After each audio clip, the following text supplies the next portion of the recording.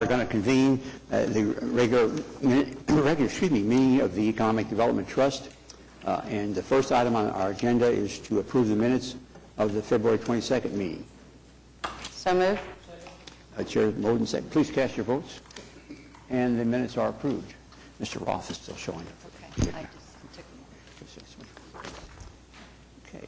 The next item on our agenda is to ratify some claims. And the claims ratification sheet has been provided to you previously. Are there any questions or comments about the about the items on the agenda, sheet here?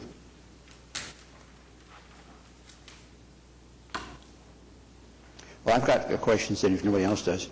On the last two, Paycom Company, and then we show a fairly significant reimbursement to Aquit. Would you like to explain that for the benefit of the audience? Yes, sir. Pursuant to our agreement with the Oklahoma City Water Utilities Trust and with Paycom, we provided upfront gold funds for this to support extension of the water line and the sewer line. Aquit, or the Oklahoma City Water Utilities Trust, funded the money to do that, and they were seeking the final reimbursement after they closed out that contract. And that is the final payment to Aquit to reimburse them for that. And the last one is the monthly lease payment from the trust to the Myriad Gardens Foundation for their operational and maintenance agreement. Are there any additional questions or comments? Any other question? Quick question. The item number 4 to ACOG, $50,000. Yes, sir. That is our match to ACOG.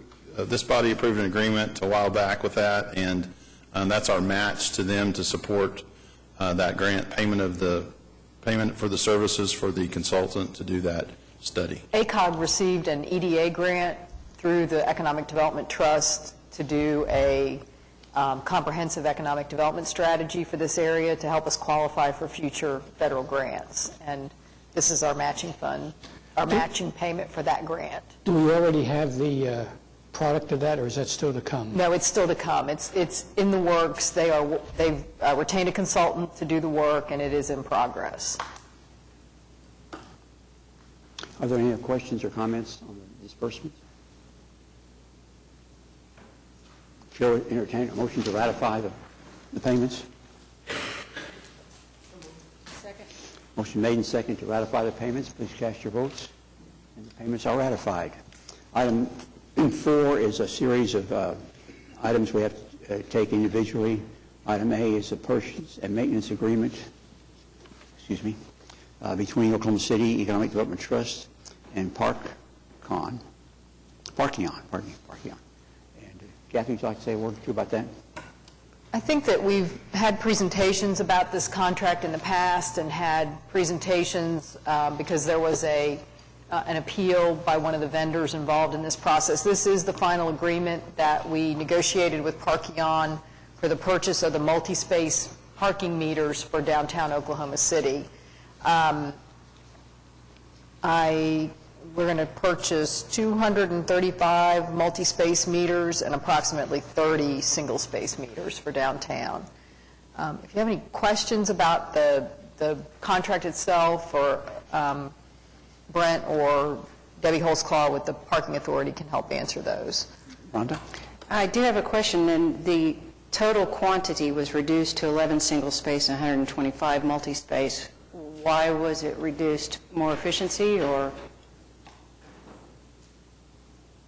I believe our scope in Project 180 was much larger initially, and so when we came back and looked at with our revised scope, with our budget, we determined that the number that we needed was 125 multi-space and 11 single-space. I wanted to make sure all of you had the revised agreement. When you received your packet on Friday, you received a preliminary agreement. I believe Wally has handed those out to you. If not, did you all get that? Okay, I just wanted to make sure that you did receive that. Also, we haven't received the letter of credit yet. It's coming with the contracts, and so your approval will be subject to receipt of that letter of credit. And when will the contract be approved while you're It's been signed by them. It's coming from France. Okay. So when it, And these meters have been approved by the Devon Implementation Committee? yes, and I made them aware. We did negotiate some changes since the Devon Implementation Committee meeting, but I advised them at the meeting that we were still talking about the letter of credit and the amount of that, and that's been resolved. Refresh my memory, will this agreement also provide for maintenance of the devices Yes, it does. during its entire term? Through the entire term of the agreement, yes. Any other questions about this?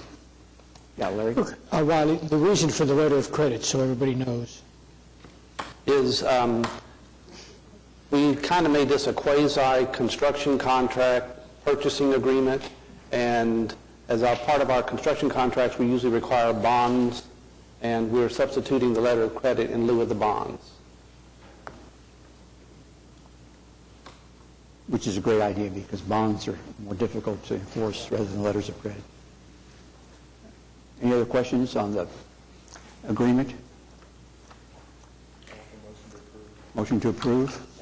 Motion made and approved. And the agreement is approved, subject to the letter of credit operation. All right, thank you very much. Item B is a change in our usual position. We're getting money this time. This is concurrence with the City of Oklahoma City in approving an agreement with Devon Energy Corporation to provide funding for amenities in the new bicentennial park.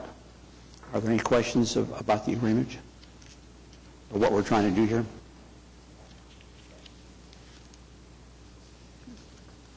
Seeing there are no questions, we have a motion to concur. So moved. Motion made to concur with the City of Oklahoma City in the beautification efforts at Bicentennial Park. Cast your votes, and the item is approved. Thank you very much. Item C is a housing study. I'd like to introduce Robbie Kinzel with the Planning Department. She's going to be doing a brief presentation to present to you the findings of the new downtown housing study. One of the reasons why I wanted you all to learn a little bit more about the housing study and its findings was because some of the information in the study we will be using to update our tax increment financing policies and looking at different ways to help more housing develop in downtown, and this trust will probably be involved in those efforts. So just thought it'd be good information for you all to have. Good afternoon. For over a decade, there's been a public-private partnership of partners wanting to make downtown better. It's led by OKC. The Greater Oklahoma City Chamber is one of the partners, the City of Oklahoma City, and Urban Renewal. So they, as advancing initiatives that are important to downtown, they most recently commissioned another downtown housing study. And what makes this housing study so different than those that were commissioned in 2000 and 2005 is, in addition to studying the market, they wanted to dig a little bit deeper into the product, the specific product that market wanted, that they desired, and also interviewed developers about hurdles. We'd seen some momentum with downtown housing, but we'd also seen a little bit of struggle, wanted to find out a little bit more what that was, develop a framework to move forward, and a plan for implementation. So what they found out about the market were who wanted to move downtown, were those who used downtown, those that work downtown, no surprises here, but most specifically that 18 to 34-year-old, and they were priced out of the market. They have household incomes below $100,000. And most of the product is not available. Who wanted to buy? This was not surprising at all, but I think the surprising part was that only 40% of the market really wanted to buy currently from the study. And these, of course, have household incomes above $100,000, as you would expect. The market demand was confirmed, but what was built, the last one in 2005 showed 2,700 to over 5,000 for demand, but only 796 had been constructed since 2005, that many units. And so the barriers were evident. Here's a look at the housing study across the housing factors across the greater Oklahoma City metro area. You can see that the cost for downtown rental units is much higher than those across the rest of the greater metro area. Also, the occupancy rate's 95. That's a major saturation. There are extensive waiting lists to get into these units. What we found that the market wanted was more historic and contemporary at the top of the list, kind of an eclectic mix there. What they least wanted was high-rise, as you can see from this chart. Here are the study areas. These were primarily selected for what was going on in the private sector, because certainly people that make choices to move to neighborhoods don't just want to live there, but they want a range of different retail services, other activities around it. So arts, film districts, Midtown, Automobile Alley, and Bricktown were selected for greatest leverage points. Also, the major investments from MAP 3 that are planned in Quarter made that area evident as well. We didn't want to pass it up. So here's what they found about barriers. Certainly, economic uncertainty because of the timing of the study. Also found that both developers and the consumers are unfamiliar with what an urban product is. People love to travel, and they like to visit the urban product, but actually living in it, they're not that familiar because there's not a lot of it around. So they hadn't really experienced it. Where the major gaps come to play are the cost of land, the cost between surface, the differential between surface parking and structured parking, the obsolete infrastructure, and then, of course, we want density downtown. Some of the recommendations are that there's a one-stop proactive program with a single-point entity in the lead for the housing study so that developers know where to go to tap into incentives and what those incentives are. We want to construct a critical mass of housing units to then be able to attract the additional retail and services that we know we need downtown to make it more vibrant. In addition to the 1,000 units that are already in play or under construction or proposed, an additional 1,000 units by 2020, and that the program be targeted and strategic, laying out exactly where the product is that we want to incentivize and what type it is, being very clear to the development community about how to move that forward. So we're ramping up right now with timeline. This is the process that we will go through for implementation. We'll go to the Urban Renewal Authority next, then to the Planning Commission in April, and then to City Council later in April. We want to finalize the development criteria. These are the specifics about affordability, number of parking units, setbacks, design, some of those details, and launch and administer the program from later this year, 2012 to 2020.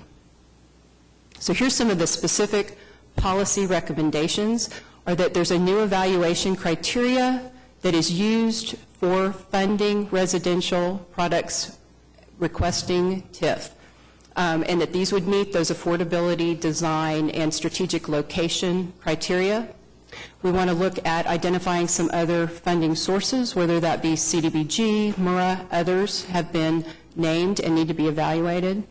And if there are extra special things that the developers are willing to do, rooftop green infrastructure, some other things that maybe some bonus criteria could be provided, because there's they're a little bit afraid, they're a little fearful of offering some of those things and making sure they reach the market, but we know that these create value in the end for downtown.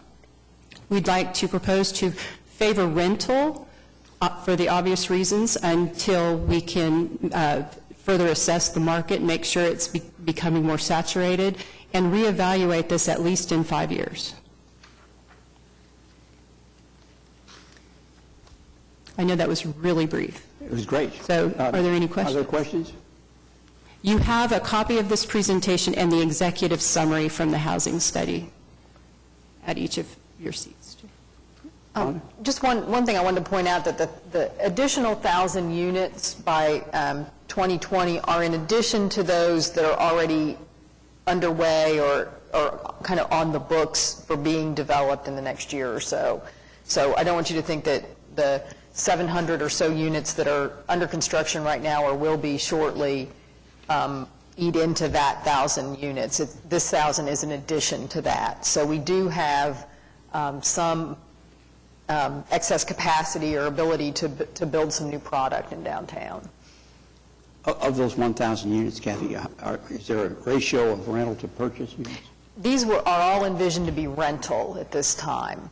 At some point, we're going to have to talk again about for sale residential product in downtown, but we really need to try to, when we do that, focus on a lower price point than what's available right now. This being a price point, has anybody determined what the public is willing to pay for a rental unit downtown?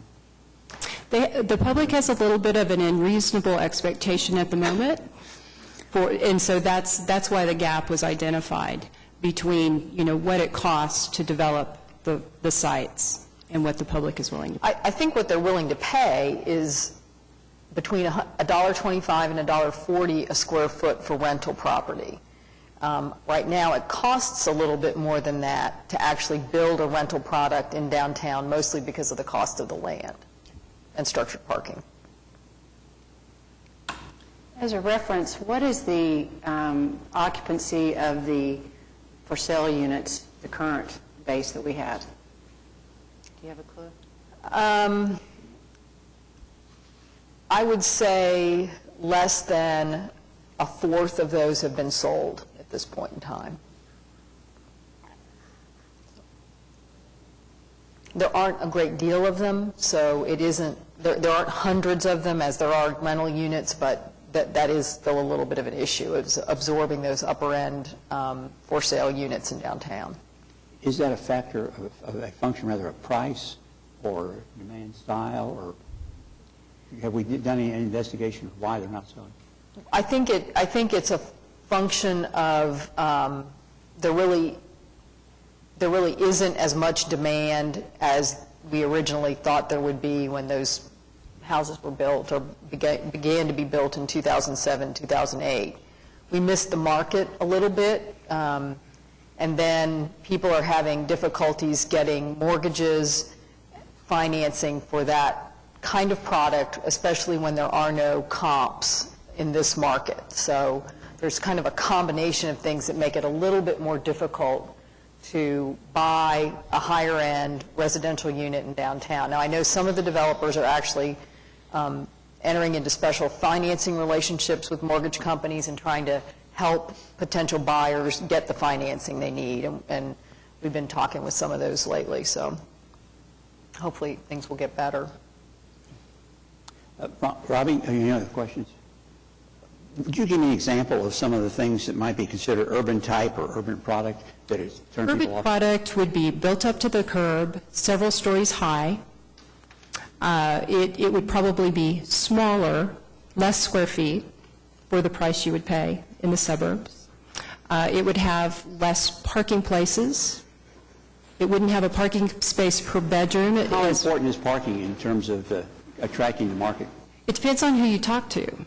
If you've talked to someone that's lived in Oklahoma City all their life, it might be very important because they've always been used to it and they've always had a car per person in every household. If you talk to somebody that might have moved here from another place where they've used a lot of public transportation or been used to walking, maybe they went to college somewhere on the East Coast or something, they're not as tied to it. A lot of military personnel, like Air Force especially, is very used to not having a lot of their own vehicles. They're used to relying on other things. So, an example would be the Park Harvey was built without any dedicated parking, and it's full. So I think we're beginning to learn that maybe parking is not as critical for the for-rent market as some developers and maybe even mortgage companies and financial institutions would like to think it is. But what we're trying to do is to get, instead of, as Robbie said, one parking space per bedroom, getting down to like a 1.3 ratio on parking to units, instead of where we are right now, which is almost 2 to 1 on some of our developments. One other question, this is a totally worthless question, but one of the preparers of this report was Gentleman McCarty? yes. Is that his name or a title? That's the name of the company. Yeah, two people's last Gentleman names. is the name of a company. Interesting. Like I said, it was a worthless question, but your answer was good. Thank you. Are there any other questions? I guess our action is just to receive the report? Is that right, Francis? Okay. Like to move to receive the report? Motion made and seconded to receive the report. Thank you very much. The report is received. Robbie, thank you for your presentation. Item D on our agenda may answer one of the requirements that was listed in item C, and that is a single point entity of contact. And this is a discussion of the Alliance for Economic Development, Oklahoma City, their second quarter report. Yes. In your packet today is the second quarterly report from the Alliance for Economic Development. I just wanted to go over a few of the things in it. There's a report that kind of goes, as with the first quarterly report, there's a report attached that goes through each of the items that's in our scope of work and describes what we've been working on for the past, for the quarter from October 1st, 2011 to December 31st, 2011. Also attached to the report is a set of financial statements for the quarter from the Alliance. Just a few of the things include that we've been working on the downtown housing study that you just heard something about, working on the recommendations and trying to develop the process for which it will be implemented. It is envisioned that the Alliance will be the single point of contact for the implementation of the housing study findings, and we're in the process of hiring some staff and getting geared up to help do that once it's been approved by the Planning Commission and City Council. During the past quarter, we also finalized the request for proposals to hire a consultant to help the city with trying to answer some of the planning questions and land use questions and development strategies associated with leveraging more private investment from the MAPS 3 projects. That RFP was issued in December. We received the responses in February. We received 10 responses, and the selection committee will be meeting shortly to go through those proposals. We continue to meet often with developers in the downtown community that are interested in developing new projects. Some of those you've heard about and you know about. The Alliance, through its relationship with Urban Renewal, is involved in projects like The Edge, which is the redevelopment of the Mercy site at 13th and Walker. That development in particular over the last quarter had some controversy with the surrounding neighborhoods, so we were involved in meeting with the neighborhoods and trying to address their concerns about, some of them included things like what would the retail uses be in the retail space that's in that development, what would be the impacts on traffic and parking and construction traffic through the neighborhood. We also work with the city, or continue to work on Project 180. We meet a lot about Project 180 and talk about the progress of the projects. During the past quarter, some of the issues included working through the budget and financial information to try to update that, update the scope of the project and exactly how far the funding would go, working on financing, and attending all the meetings of the Devon Implementation Committee and the other groups involved in that project. We continue to be involved with the Chamber of Commerce and the city on the SIP program and the GOLT bond program. Obviously, some of the companies that have been involved in the last quarter include Boeing and Continental and Cameron International were some of the ones that we worked with. We also are beginning to review the SIP policy for some updates. Some of those will be related to the employment land study that's underway that we've also been involved in, and others will be related to just kind of updating the language and cleaning some things up. I forgot to mention when I was talking about downtown and housing projects, and we need to update the TIF policy, not just for the housing study that was just completed, but we are operating under a policy that was really designed to provide incentives to for sale housing in downtown, and we do need to update that, so we'll be working on that as well. We worked with the Myriad Gardens and the Myriad Gardens Foundation as they began to manage and operate the Myriad Gardens. There were issues about the completion of the projects at the gardens and capital projects that they needed to purchase over there. So I serve as kind of the liaison from time to time between the city and the foundation. Downtown parking. Downtown parking has become a much more talked about topic in the past 6 months, I would say, and we've been involved in helping to review the downtown parking study and talk about how to implement or how to develop some new garages in downtown. The City Council will be receiving some more information about the parking study and where new garages could be built and how we're going to address the need for additional parking in downtown. But the Alliance will be actively involved in helping to implement those findings. Let's see, what else?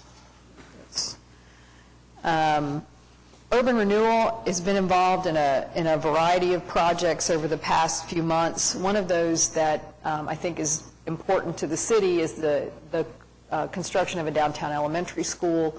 The site that's been selected for the school is owned by Urban Renewal, so we are going to be involved in working through a redevelopment agreement with the Maps for Kids Trust on that property.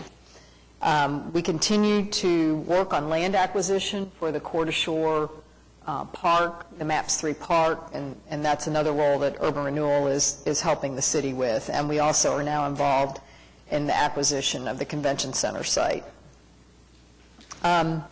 Just as, you know, to kind of go through some of the things that we've been through in the past few months to set up the Alliance, we continue to transition the staff to a new location, set up new retirement plans, negotiated a new lease with the Hightower Properties for our new office space, and try to find ways to save each of the agencies that are involved in the Alliance money from their operating budgets through the consolidation of workplaces and staff and resources. We've launched a website over the past quarter that is still kind of definitely a work in progress, but we do have a website now, and we're working on developing a standalone website for Urban Renewal, who has never had a presence on the web. So we think that's an important part of being transparent and helping that agency become more transparent. We posted a job listing for 2 project manager positions, 2 full-time staff people that I hope to get hired in the next few weeks. That posting was posted during the last quarter. So that probably wraps up my presentation. You have the financials in your packet. If you'd like to ask any questions, I'll be glad to try to answer them. Are there questions? Yeah. What's the URL for the website for the Alliance? TheAllianceOKC.org. Any other questions? Kathy, on the parking downtown, is the demand significant enough to encourage private investment in that area? Yes, I think it is, and I think we will see some private investment and some construction of some privately owned garages. Would that be significant enough to get the city out of the business? I don't think so. I was afraid of that. On the convention center site you mentioned, is that a single owner? For the most part, yes. Yeah. So you don't have a lot of people. There's a couple of, there's two other, there's one, most of it is owned by one owner, and then there's a couple of other smaller parcels that are owned by 2 different people. And in the Maps for Kids project, as I understand it, the timing, the school downtown is the next to the last project. And Yes. The final project will be a new administration building. Yes. Are you all involved with the site selection for that? The administration building? Yes. Not as much. Thank you. Are there any other questions? Kathy, you got Jim? Are there any other questions of Kathy on this issue? Okay, thank you. Does staff any comments? Trustees? The public? Okay. Hearing none, we are adjourned.